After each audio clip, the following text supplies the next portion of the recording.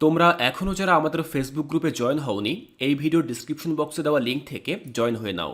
এছাড়াও ফেসবুকে কোর্সটিকা learning group লিখে সার্চ করলেই আমাদের গ্রুপ পেয়ে যাবে। কোর্সটিকার এই গ্রুপে জয়েন হয়ে তুমি তোমার হোমওয়ার্ক অন্যান্য শিক্ষার্থীদের সাথে শেয়ার করতে পারবে। আসসালামু আলাইকুম প্রিয় শিক্ষার্থীরা, কোর্সটিকায় আজকে আমি আলোচনা করব তোমাদের ইংরেজি বইয়ের 4.3.3 এই অ্যাক্টিভিটি নিয়ে। এই অ্যাক্টিভিটিতে প্রথমেই আমরা এখানে একটি ছবি দেখতে পাচ্ছি। এই ছবিতে মূলত একজন লেখিকা যার নাম হচ্ছে জেন অস্টিন, তার সম্পর্কে জানব। এরপরে পরবর্তী পৃষ্ঠায় আমরা তার লেখা একটি অংশ পাব। এই লেখাটি আমরা বাংলায় অর্থসহ বুঝে নেব এবং ঠিক তারপরে আমরা এখানে বেশ কিছু প্রশ্নের উত্তর দেব। এই প্রশ্নগুলো মূলত এই যে টেক্সটটি রয়েছে বা লেখাটি রয়েছে, এই লেখাটি থেকে নেওয়া হয়েছে। তো বুঝতেই পারছো যে এখানে বেশ কিছু কাজ রয়েছে, তাই এই দীর্ঘ কাজগুলো আমরা মূলত একটি ক্লাসের মধ্য দিয়ে করতে পারবো না। আর এর জন্য আমি এই ক্লাসটিকে মোট 2টি এপিসোডে ভাগ করব। যার প্রথম এপিসোডে আমরা জেন অস্টিন সম্পর্কে জানবো, তার লেখা গল্প সম্পর্কে জানবো, এবং দ্বিতীয় এপিসোডে আমরা এই যে প্রশ্নগুলো রয়েছে এই প্রশ্নগুলোর সমাধান জানার চেষ্টা করব। তো চলো আজকের প্রথম এপিসোডে আমরা জেন অস্টিন সম্পর্কে জানি এবং টেক্সট এ লেখাটি পড়ে নিই। প্রথমে দেখো লেখা রয়েছে নোট অন দ্য অথর।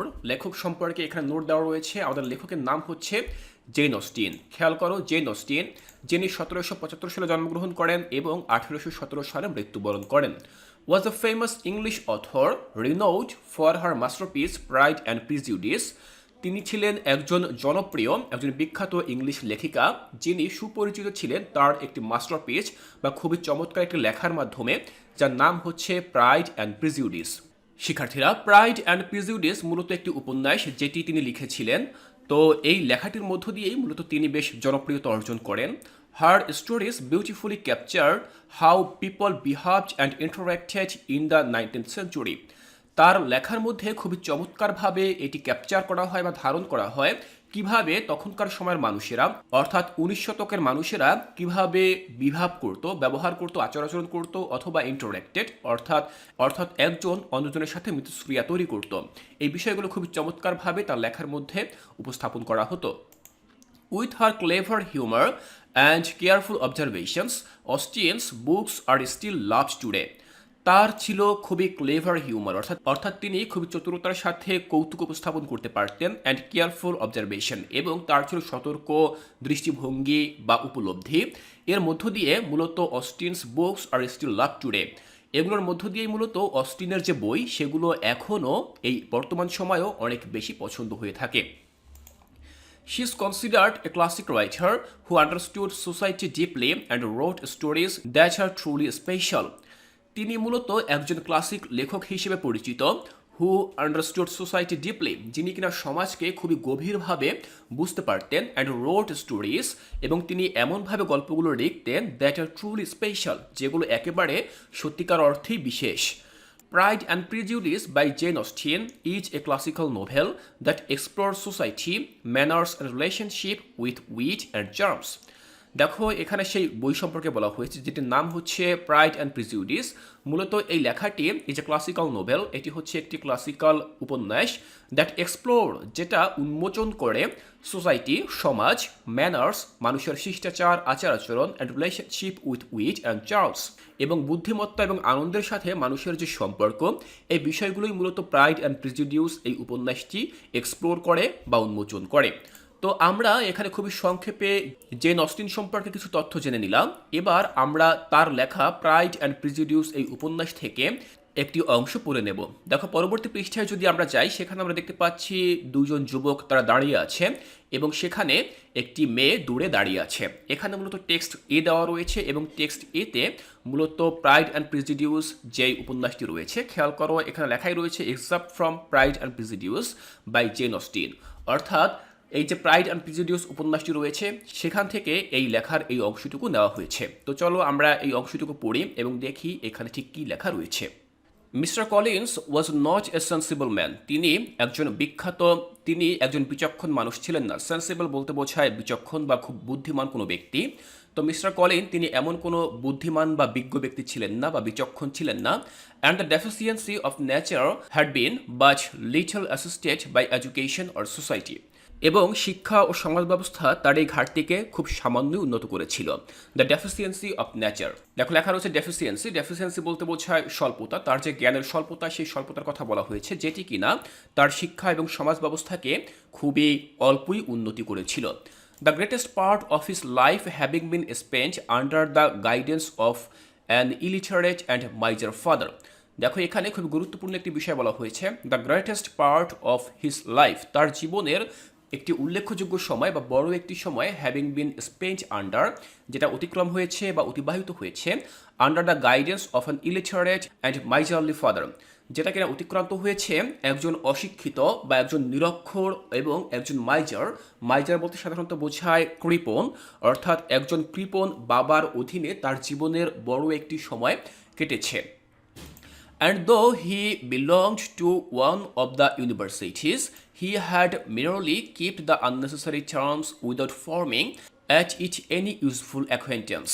খেয়াল করো, বেশ বড় একটি বাক্য এখানে বলা হয়েছে, and though he belonged to one of the universities, এবং যদিও তিনি বিশ্ববিদ্যালয়ের একজন ছাত্র ছিলেন। দেখো বলা হয়েছে though he belonged to one of the students, যেহেতু যদিও তিনি বিশ্ববিদ্যালয়ের একজন ছাত্র ছিলেন বা একজন সদস্য ছিলেন, he had merely kept the necessary terms, তিনি কেবলমাত্র তার প্রয়োজনীয় যে সম্পর্কগুলো রয়েছে সেই প্রয়োজনীয় সম্পর্কগুলো তিনি টিকিয়ে রেখেছিলেন, without forming at any useful acquaintance, এবং নির্দিষ্ট কোনো একটি যে বলয় থাকে সেই বলয় তৈরি না করেই।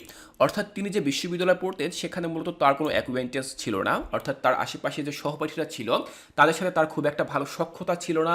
এই সখ্যতার বাইরেই মূলত তিনি একটি সামাজিক পরিবেশ তৈরি করেছিলেন এবং এর মধ্য দিয়েই মূলত তিনি ইউনিভার্সিটিতে তিনি সেখানে শিক্ষালাভ বা অধ্যয়ন করতেন। The subjection in which his father had brought him up had given him originally great humility of manner, but it was now a good deal counteracted by the self-conceit of a weak head living in retirement and the consequential feeling of early and unexpected prosperity. দেখো এখানেও বেশ বড় একটি বাক্য রয়েছে। শিক্ষার্থীরা যেহেতু এটি একটি নোভেল, অর্থাৎ নোভেল থেকে সরাসরি বাক্যগুলোকে এখানে উপস্থাপন করা হয়েছে, শব্দগুলো বেশ কঠিন এবং বেশ জটিল, তোমরা একটু ভেঙে ভেঙে বোঝার চেষ্টা করবে, তাহলে তোমাদের জন্য এটি বেশ সহজ হয়ে যাবে।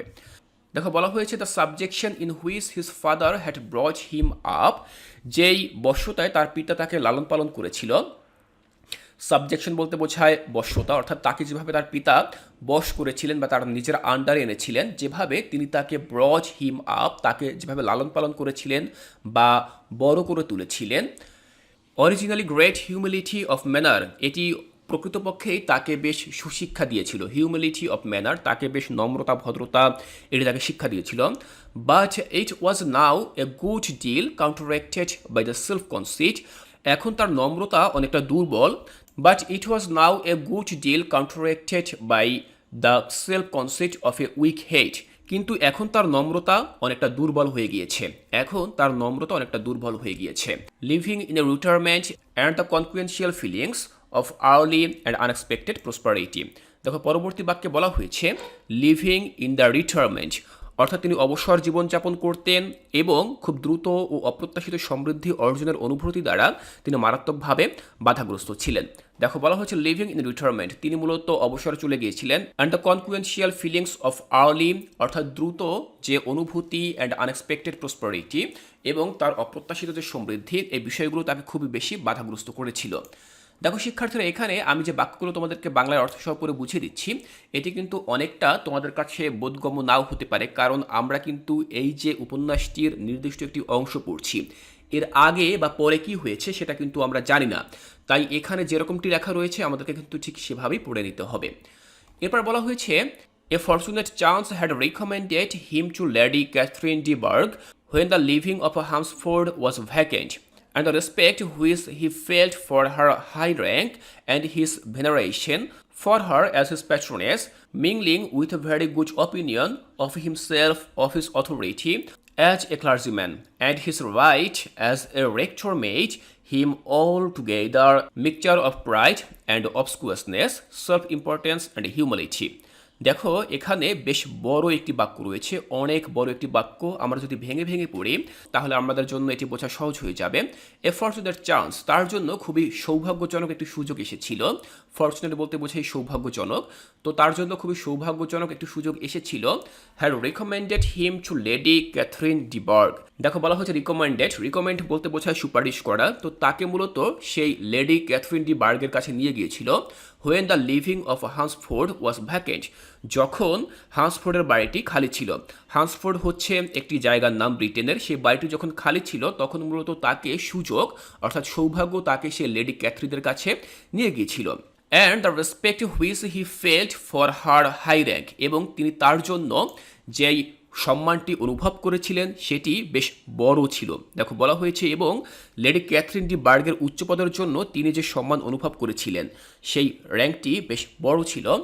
And his veneration for her as his patroness, এবং তার পৃষ্ঠপোষকতা লাভের জন্য তিনি মূলত ভেনারেশন অর্থাৎ তার যেই পূজা, ভেনারেশন বলতে বোঝায় পূজা, কিন্তু এখানে মূলত বোঝানো হচ্ছে আনুগত্য, সেই যে আনুগত্য তিনি করেছেন। Mingling with a very good opinion of himself, নিজের প্রতি বেশ ভালো এক ধারণা তিনি অর্জন করেছেন।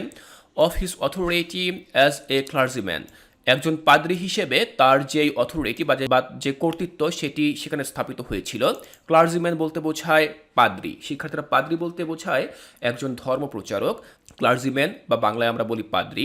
As his right as rector made him altogether mixture of pride and obsequiousness. দেখো এখানে আবার বলা হয়েছে যে একজন যাজক হিসেবে বা একজন পাদ্রী হিসেবে তার মধ্যে একই সাথে অহংকার, বাধ্যতা, আত্মহংকার এবং নম্রতার সংমিশ্রণ ঘটিয়েছিল। অর্থাৎ যখন তিনি সেই লেডি ক্যাথরিনের কাছে গিয়েছিলেন, যখন সেখানে হান্সফোর্ডের বাসাটা খালি ছিল, তখন সেখানে তিনি তার অধীনে তিনি সেখানে গিয়েছিলেন এবং যাওয়ার পরে তিনি সেখানে মূলত একজন পাদ্রী হিসেবে তিনি এই সকল গুণাগুণগুলো অর্জন করেছিলেন। সেই সকল গুণাগুণগুলো কি? সেগুলো হচ্ছে অহংকার, বাধ্যতা, আত্ম অহংকার এবং নম্রতা। এই বিষয়গুলো তিনি সেখানে অর্জন করেছিলেন। তো শিক্ষার্থীরা বেশ কঠিন একটি টেক্সট আমরা এখান থেকে পড়ে নিলাম। যেহেতু আমরা এই টেক্সটের আগে এবং পরে কি হয়েছে তা আমরা কিছুই জানি না, এটি সম্পূর্ণ একটি উপন্যাস থেকে অল্প একটু অংশই নেওয়া হয়েছে, তাই এই লেখাটি যেরকম আমাদেরকে কিন্তু ঠিক সেরকমই পড়ে দিতে হবে। আমি আবারও বলছি, এই লেখাটি নেওয়া হয়েছে প্রাইড অ্যান্ড প্রিজুডিউস নামে একটি নোভেল থেকে, যেটি লিখেছেন জেন অস্টিন। তো আজকে প্রথম এই এপিসোডে আমরা টেক্সট এ সম্পর্কে জানলাম। এর পরবর্তী এপিসোডে আমরা এখান থেকে 5টি প্রশ্নের উত্তর দেব। এই 5টি প্রশ্ন মূলত আমাদেরকে এই টেক্সট এ থেকে করা হয়েছে। আমরা চেষ্টা করব এই প্রশ্নগুলোর উত্তর দিতে। তাই শিক্ষার্থীরা, এর পরবর্তী এপিসোডটি দেখার আমন্ত্রণ জানিয়ে আজকের এই ক্লাসটি এখানেই শেষ করছি।